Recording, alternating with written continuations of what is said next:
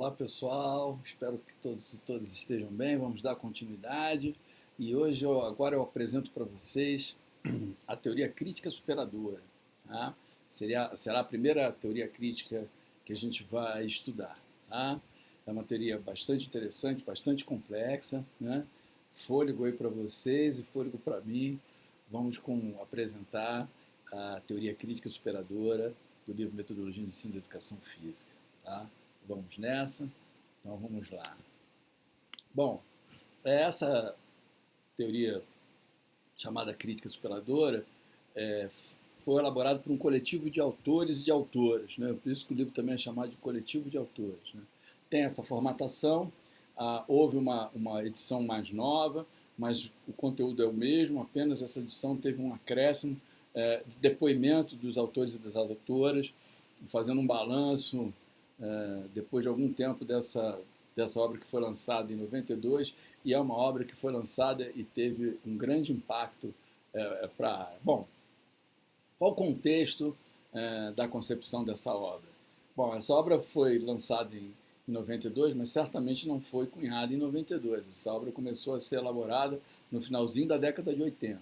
Lembrando um pouco da década de 80, foi uma década de renovação política, redemocratização do país, né, depois de muito tempo de ditadura, todo aquele processo de direta já, partidos de esquerda voltando a concorrer, a se formalizar como um partido político no Brasil, exilados políticos voltando, ou seja, todo um processo de redemocratização do país após um longo período de ditadura, e lógico que esse processo de redemocratização também veio com novas falas, novas teorias que antes estavam proibidas, ocultas, né? Agora podem ser explicitadas, podem ser publicizadas. Então, não só em várias áreas, mas também na educação, essas teorias críticas, também chamadas de progressistas, com a fundamentação política de esquerda, agora tomam mais força. E lógico que elas avançam em espaços maiores. Esse é o contexto dessa obra, e esses autores e essas autoras, muitos deles fazendo mestrado em educação, tiveram contato com essas teorias, essas concepções educacionais de esquerda e publicaram, nesse conjunto, a sua metodologia baseada numa concepção muito conhecida, denominada teoria crítica social dos conteúdos. Essa teoria crítica social dos conteúdos é fundamentada no materialismo histórico dialético, então isso tudo sustenta a concepção metodológica desse coletivo de autores e de autoras, né? Então, é por isso que a gente tem que entender. A teoria crítica social dos conteúdos tem como nome Zé Carlos Libânio, Cipriano Carlo Kessler, Moacir Guadotti, diversos autores que foram importantes nesse campo. Entender esse contexto é entender que isso foi processo elaborado, não sem discussões e discussões acaloradas. Eu, conversando com uma das coautoras, ela me confidenciou que existiam discussões extremamente graves durante a elaboração dessa obra, vários embates teóricos, então não foi um processo de elaboração simples, mas resultou numa concepção metodológica, crítica, denominada crítica superadora. O que os autores nos apresentam logo no início, e as autoras logo no início da obra? Bom, eles vão nos apresentar os fundamentos que buscam identificar uma educação física na escola, visando uma construção de uma nova síntese, de uma outra síntese para a educação física escolar. A metodologia denominada crítica superadora é essa forma de apropriação desse conhecimento específico da educação física escolar, com o advento desse conceito que eles trazem de cultura corporal, que seria o acervo, todo o conjunto, todo o patrimônio de expressão corporal como uma linguagem historicamente, socialmente construída ao longo do tempo. Então, isso é que é a cultura corporal, esse acervo, né, dessa expressão corporal como linguagem histórica e socialmente construída ao longo do tempo, que eles chamam de cultura corporal. E esse é um conceito novo. E outra coisa que eles vão logo contrapor é a educação física existente, que eles chamam de desenvolvimento da aptidão física, uma educação física que eles apresentam como e denunciam como biologicista e tecnicista. Eles negam essa concepção, eles dizem que essa concepção não atende aos anseios de uma classe trabalhadora, lembrando que no materialismo histórico dialético a sociedade capitalista está em constante conflito e lutas de classe proprietária contra a classe trabalhadora, ou elite contra a classe trabalhadora, e eles vão propor uma reflexão sobre essa cultura corporal. Já que a ideia de apropriação desse conhecimento específico é a cultura corporal, a crítica superadora propõe uma reflexão crítica dessa produção, dessa expressão corporal como linguagem socialmente historicamente construída, e vamos refletir sobre ela. Desculpe aí o slide bastante poluído, mas é porque essa metodologia é bastante complexa e a gente tem um pouco de tempo reduzido na apresentação. Então, a educação física escolar, na visão desse coletivo, está inserida numa concepção tecnicista biologicista, que não atende aos interesses da classe trabalhadora. Então, esse conhecimento deve ser tratado metodologicamente de modo a favorecer uma lógica dialética materialista que visa a totalidade, movimento, mudança qualitativa e contradição. Essa forma não desconsidera a necessidade do domínio dos elementos técnicos, táticos dos esportes com bola, por exemplo, mas não acha que esses seriam exclusivos e únicos conteúdos de uma aprendizagem nessa reflexão ampla sobre um aspecto de cultura corporal, né? Nessa perspectiva de refletir sobre essa cultura corporal, a expressão é uma linguagem, um conhecimento universal, um patrimônio da humanidade que precisa ser transmitido, assimilado pelos alunos. Eu preferia que fosse falado mediatizado, já que a gente está numa lógica dialética, mas o termo foi usado transmitido e assimilado pelos alunos. Na educação física escolar, expressa-se nos jogos, nas ginásticas, na capoeira, a luta, eles colocam como capoeira, nos esportes, nas acrobacias, nas mímicas, entre outras manifestações dessas práticas corporais. É necessário reconhecer 3 pilares de uma dinâmica curricular que estão em descompasso nessa concepção biologicista tecnicista. Trato do conhecimento, organização e normatização, pois não estão vinculados a um projeto político-pedagógico que atende os interesses da classe trabalhadora. E a gente vai ver projeto político-pedagógico logo a seguir.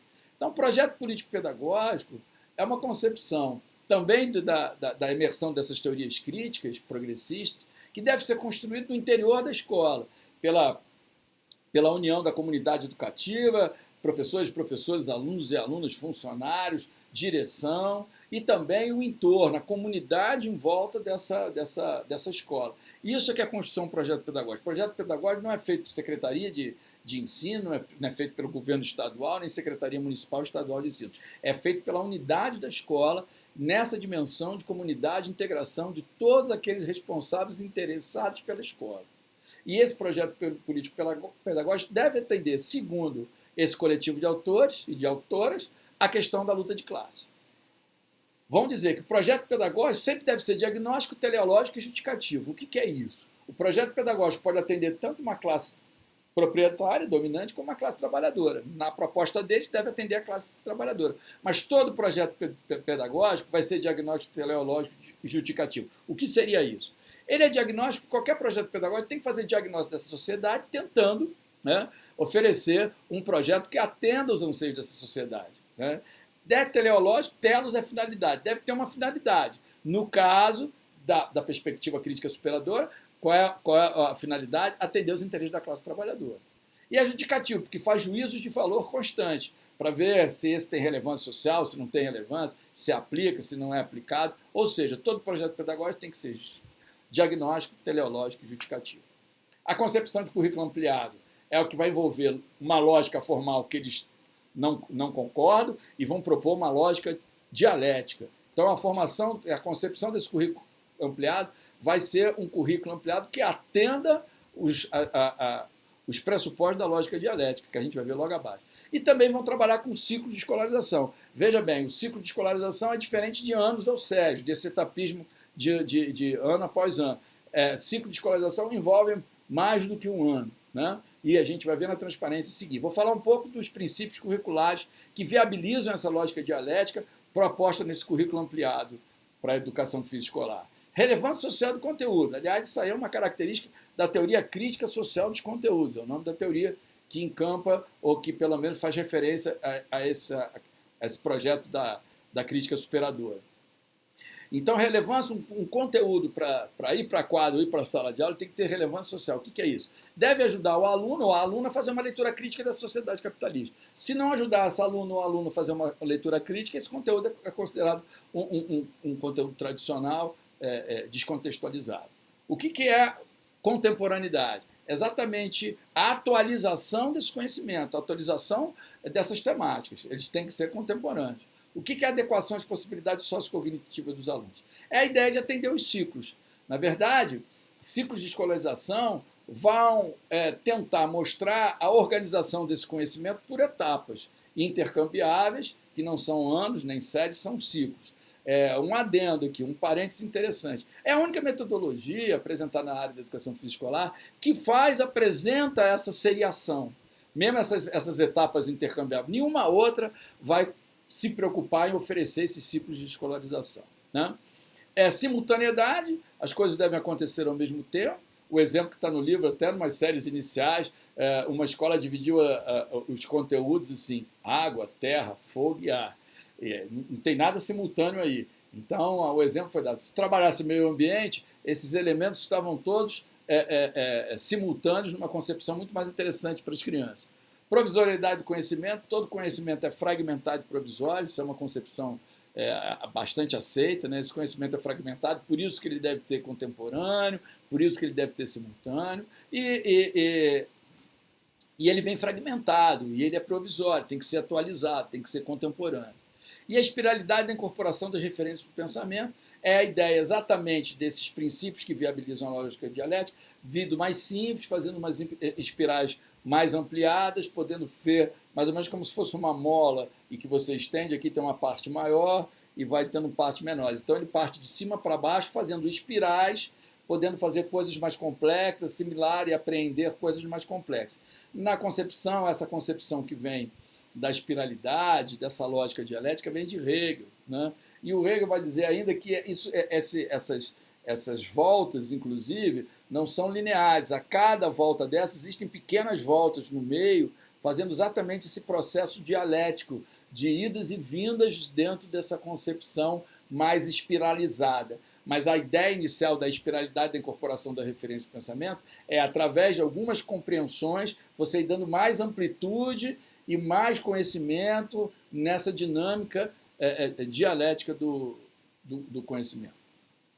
Bom, vamos falar, já que falamos de Hegel, vamos falar um pouco dessa concepção dialética, né? Que é uma concepção hegeliana, materialismo histórico dialético, tem uma fundamentação filosófica centrada basicamente em Hegel. O que acontece foi que Marx e Engels pegam o idealismo hegeliano e transformam no materialismo histórico dialético. Mas a parte filosófica central é muito baseada em Hegel. E o que diz Hegel nessa concepção, nessa dialética dos contraditórios? Né? Uma tese é uma afirmação. Uma tese é uma afirmação é sempre acompanhada do seu contraditório, ou seja, de uma antítese ou de uma negação. E, lembrando do professor ilustre, professor querido falecido Leandro Conder, essa concepção se pega o melhor da tese e o melhor da antítese para fazer a síntese. Então, a síntese carrega o melhor da tese e o melhor da antítese. Ela é exatamente essa reorganização entre afirmação e negação, produzindo uma nova tese. Essa nova tese vai ser também contraposta a uma outra nova antítese e assim sucessivamente fazendo essa espiralidade da dimensão e da apropriação do conhecimento. Então, existe uma afirmação, existe uma negação, há uma dialética desses contrários, e esses contrários vão surgir a partir de uma recomposição, numa nova tese, numa síntese. Né? É importante se compreender esses processos para que a gente entenda que isso não se dá em qualquer fenômeno. Isso é pensamento e ação. Não existe tese e antítese de milho virando pão, nem coisa nenhuma. O que se faz é porque essa concepção dialética só pode existir quando há pares dialéticos. Por exemplo, eu só posso compreender a riqueza quando existe a pobreza. Eu só posso compreender o conceito de vida porque existe o conceito de morte. Ou então, são facetas de uma mesma moeda que, se for separado, perdem o sentido. Por isso que são pares dialéticos, por isso que a gente pode entender essa dinâmica de tese e antítese. Isso não serve para tudo, isso é uma concepção uma das concepções de entendimento humano sobre os problemas complexos que envolvem pensamento, e envolvem determinadas concepções de pensamento. Tem gente que vai dar concepção dialética de objetos inanimados, eu acho muito divertido, mas é totalmente absurdo. Bom, o currículo ampliado que eles pretendem é exatamente negar essa lógica formal, uma transmissão de conteúdos desconectados, descontextualizados, e, negando isso, propondo uma lógica dialética, a mediação desses conhecimentos que devem ser apreendidos, apropriados pelos alunos a partir de uma relevância social desses conteúdos, para que esses alunos e essas alunas façam leituras críticas de realidade numa perspectiva sempre da transformação social. Isso é muito importante para entender a dinâmica da concepção crítica, né? E por que da relevância social e por que dessa concepção de currículo ampliado. Bom, voltamos ao ciclo de escolarização. Lembrando, esse ciclo de escolarização não foi criado pela educação física escolar, não foi criado por professor de educação física, esse ciclo foi criado por José Carlos Libânio. E o Libânio não é professor, nunca foi professor de educação física, e exatamente ele vai oferecer espaços um tanto quanto problemáticos para ser aplicado à educação física. O que os autores e as autoras deveriam fazer? Se a concepção é dialética, se a concepção é para fazer mudanças e outras sínteses, esses ciclos deveriam ser adaptados à organização do conhecimento, ao trato do conhecimento, à dinâmica curricular da educação física. Eu tenho várias críticas à concepção crítica superadora, entre elas porque os autores e autoras parecem que estão envolvidos numa lógica formal. Pegar esse ciclo de escolarização do Libânio, copiar e colar, eu acho que foi um grande erro. Mas vamos lá, vamos ver o que está no livro. Primeiro ciclo, da pré-escola até a terceira série, não estranhe. Isso aí foi publicado foi elaborado na década de 80, publicado em 92. Então não tinha a questão de ano, o ensino fundamental não era do primeiro ao nono ano, nada disso. Não é educação infantil, é pré-escola. Eu estou mantendo a mesma organização, né? Então seria educação infantil até o quarto ano, né? Que primeiro ciclo é esse? Ciclo da organização da identidade dos dados da realidade. A experiência sensível. São as crianças escaneando o mundo, perto, longe, dentro, fora, em cima, embaixo, liso, áspero, ou seja, só pode modificar um mundo que a gente conhece a princípio, né? E os seres humanos se relacionam com o mundo exterior a partir de tempo e espaço e as suas interferências nesse tempo e espaço. Então, qual é a ideia do ciclo de escolarização? Que nas primeiras séries não haja coisas muito complexas, é conhecer o mundo, se apropriar desse mundo e tentar compreendê-lo numa dinâmica bastante simples. Eu só acho, e a crítica que eu faço é essa, que passaram-se muito tempo. De uma educação infantil até um quarto ano é muito tempo. Então, esse primeiro ciclo deveria ser subdividido por esse coletivo de autores e de autoras. Mas não foi, experiência sensível. E outra coisa interessante também, a gente vai ver que alguns autores, quando foram falar da concepção crítica superadora, mas sem entender muito bem dela, vão dar exemplos de séries nos primeiros anos fazendo coisas extremamente complicadas com as crianças, extremamente complexas, que basicamente não aplicaram os princípios que viabilizam a lógica dialética e nem conhecem, parece que não conhecem o ciclo de escolarização.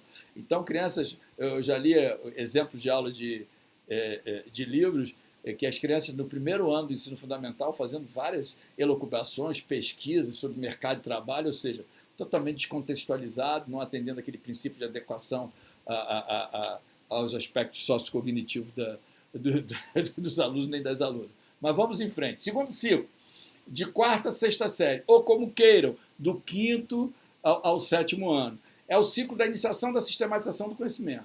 Aí sim começa a estabelecer nexos de relações complexas sociais.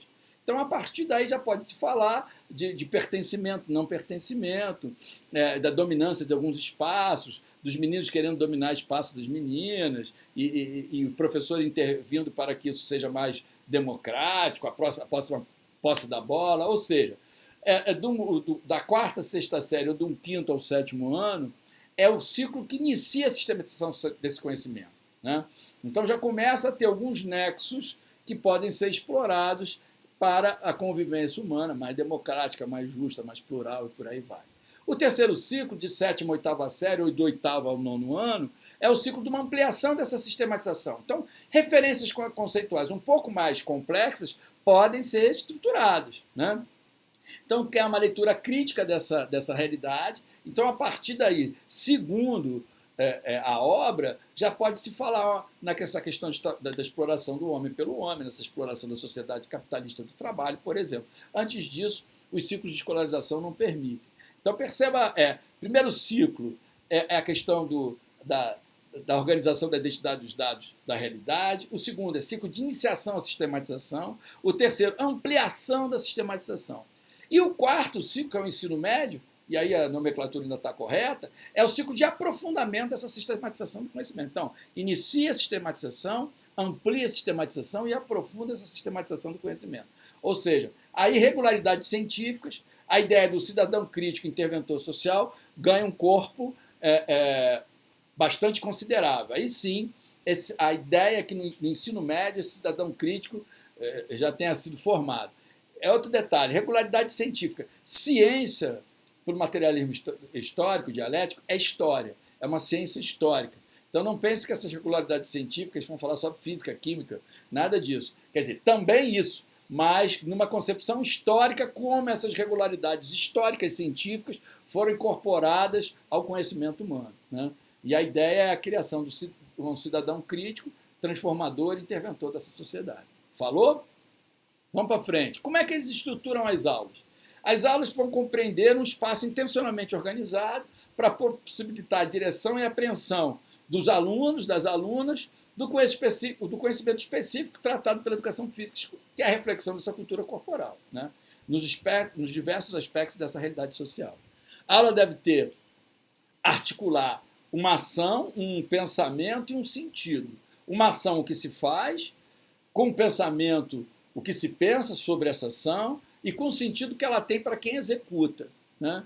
Então, essa articulação entre ação, pensamento e sentido é preconizada nessa obra. E ela pode ser dividida em 3 fases que são contínuas, né?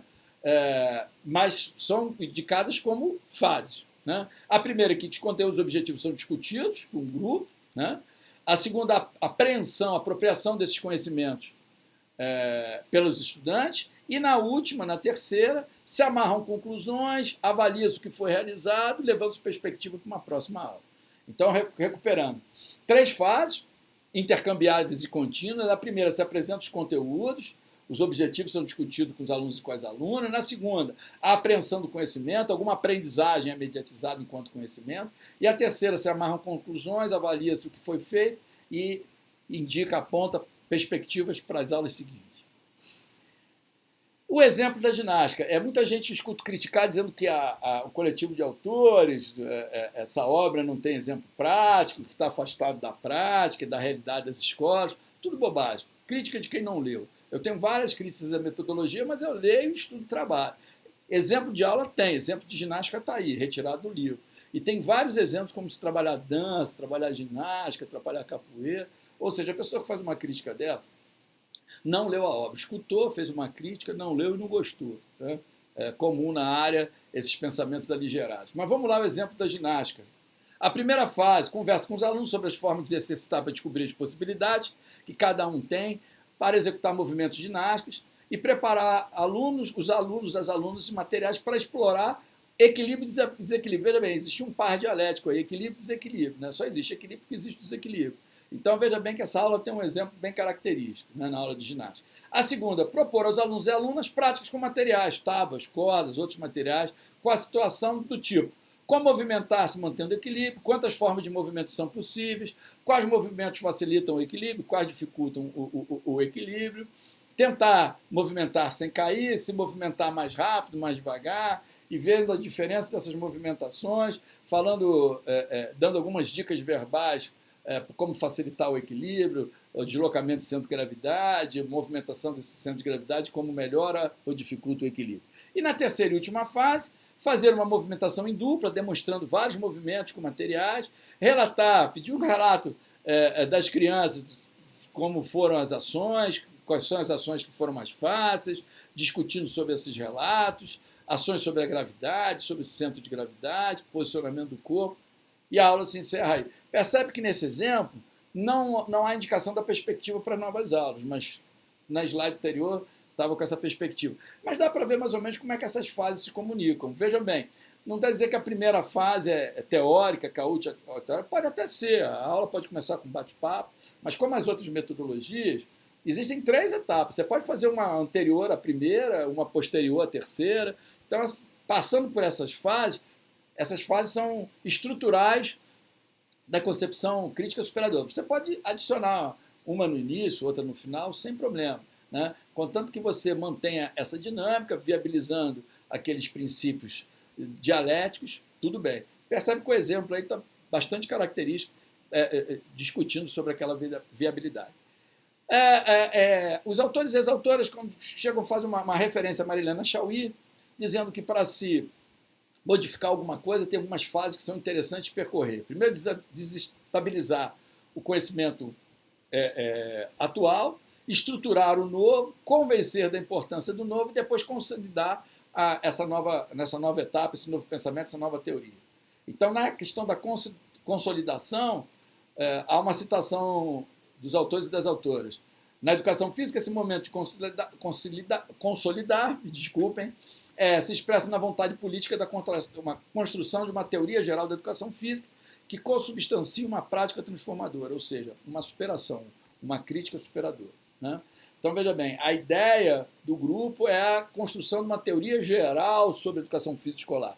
É bastante pretensiosa, mas a ideia deles, com uma concepção de totalidade do materialismo histórico dialético, pelo menos está coerente. Só acho que é de difícil concretude, mas vamos lá.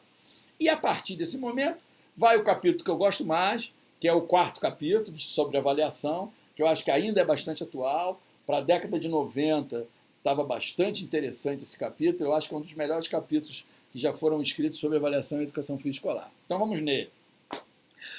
Avaliação, segundo a obra, vai ter finalidade, conteúdo e forma, né? E aí a gente vai ver, só que no próximo slide eles apresentam sentido, finalidade, conteúdo e forma. Mas não estranhe, na obra se apresenta assim. O sentido é a concretização do projeto político pedagógico articulado com os interesses do projeto histórico da classe trabalhadora. E como tem o eixo curricular, apreensão e interferência crítica e autônoma da realidade na possibilidade da transformação dessa realidade social. A finalidade é a organização, identificação, compreensão, explicação da realidade, mediatizada pelo conhecimento cientificamente elaborado pela lógica dialética do pensamento, no trato do conhecimento da educação física escolar. O conteúdo advém dessa cultura corporal, que é selecionado em função da sua relevância social, para o projeto pedagógico e histórico em função da sua contemporaneidade. Não é só da sua contemporaneidade, é da sua contemporaneidade, simultaneidade, espiralidade, etc. E a forma qual é? É dialógica, comunicativa, produtiva, crítica, reiterativa, participativa. Ou seja, é uma avaliação continuada, em que os diálogos são preconizados, é comunicativa, é produtiva crítica, faz análise constante sobre o que está acontecendo, é reiterativa, possui idas e vindas, é participativa. Os alunos e as alunas também são convidados a construir os próprios instrumentos de avaliação, rever esses processos. É um processo continuado, crítico, bastante interessante e bastante atual. Continuando lá.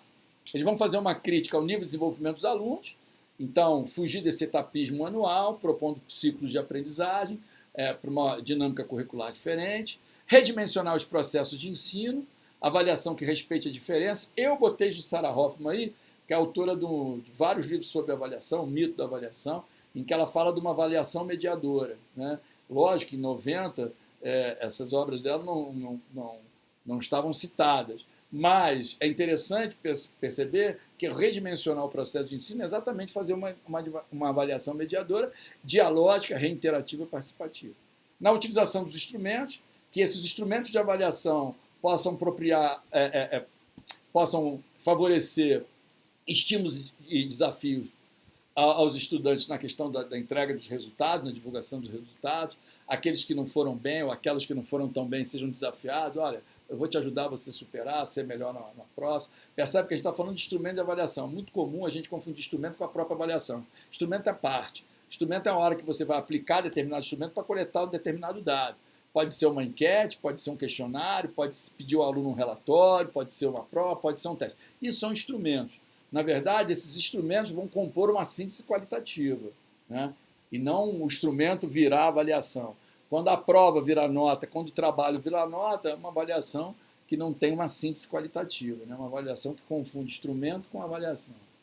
Na interpretação do insucesso e eu coloco aí, volto a dizer, não é na obra, sou eu que estou colocando, Maria Tereza Esteban, que tem outras questões bastante interessantes, ela trabalha com a avaliação das séries iniciais, o que sabe o aluno que erra, né? Ou seja, perceber que o erro faz parte da aprendizagem, o erro faz parte da formação científica, o erro faz parte da ciência, ciência é um processo de retificação de erro, como é que um processo avaliativo, um processo de aprendizagem não vai ter erro, né? Voltando e relembrando o Hegel, que foi citado já aqui nessa nossa aula. Quem tem medo de errar já errou. Então, o erro não pode ser demonizado, não pode ser satanizado, o erro é natural, faz parte do processo, e o professor tem que lidar bem com isso, e não ficar usando sistemas de avaliação, mecanismos de avaliação, para punir os alunos, atemorizar os alunos, nada disso. O processo de avaliação é que professores e alunos se vejam nesse processo e busquem se ajudar mutuamente. Que quando o aluno aprende ou quando a aluna aprende, o professor deve se sentir satisfeito. O professor que usa a avaliação como mecanismo de poder, como mecanismo de terror, na verdade é fazer terapia, ele está na profissão errada.